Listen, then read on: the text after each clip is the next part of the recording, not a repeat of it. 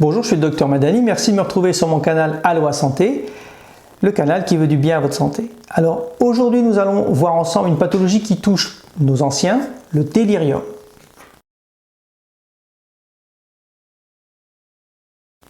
J'ai décidé de faire une vidéo sur cette entité clinique car elle est méconnue et surtout source d'inquiétude à la fois pour la personne souffrante mais également pour l'entourage.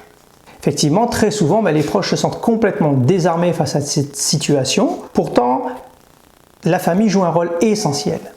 Cette vidéo a pour ambition de vous aider à reconnaître ou à évoquer le diagnostic, vous aider à avoir la bonne attitude afin de participer de manière active au traitement. Alors c'est parti. Tout d'abord, qu'est-ce que c'est un délirium? Ou plutôt, qu'est-ce que cela n'est pas? Eh bien, ce n'est pas une maladie, c'est un symptôme.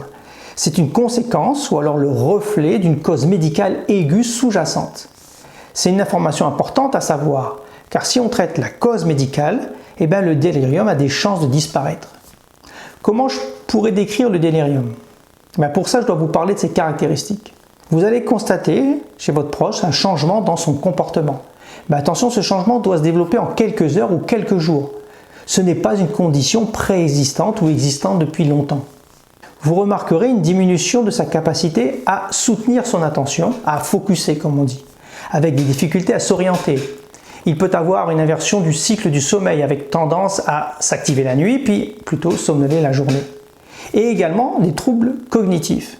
Perte de la mémoire, là encore de façon récente, une désorientation dans le temps et dans l'espace, des difficultés à faire des mouvements dans un but précis. Par exemple, la personne ne sera plus capable d'utiliser un stylo, elle aura l'air de ne pas trop savoir quoi faire avec ça. Des difficultés à mettre son pantalon. Il peut y avoir des hallucinations ou alors des idées délirantes et même parfois une agitation assez importante. Là encore, j'insiste, tous ces symptômes sont d'apparition récente, ce n'est pas une démence. Alors, maintenant que vous connaissez les caractéristiques du délirium, comment pouvez-vous, le repérer de façon plus objective? Alors vous pouvez donner des consignes simples à votre proche et voir s'il les suit. Vous pouvez voir si il a des ralentissements moteurs, si la personne bouge moins. Et vous pouvez faire des tests d'attention. Alors par exemple, lui demander d'épeler le mot monde à l'envers, énoncer les mois de l'année ou les jours de la semaine à l'envers. Ou alors faire des calculs, bien sûr adaptés à son niveau d'instruction. 100-7, 93, 93-7, etc. Ou alors plus facile, 20-3, 17, 17-3. Ou compter à rebours, 20, 19, 18.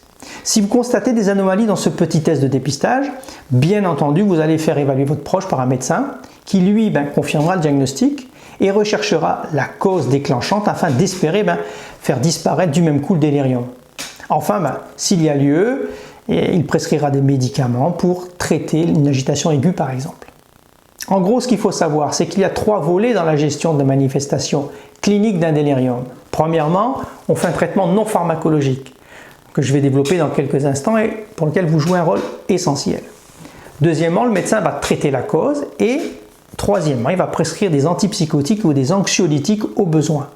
Alors, c'est dans le traitement non pharmacologique que vous jouez, vous, famille, un rôle essentiel.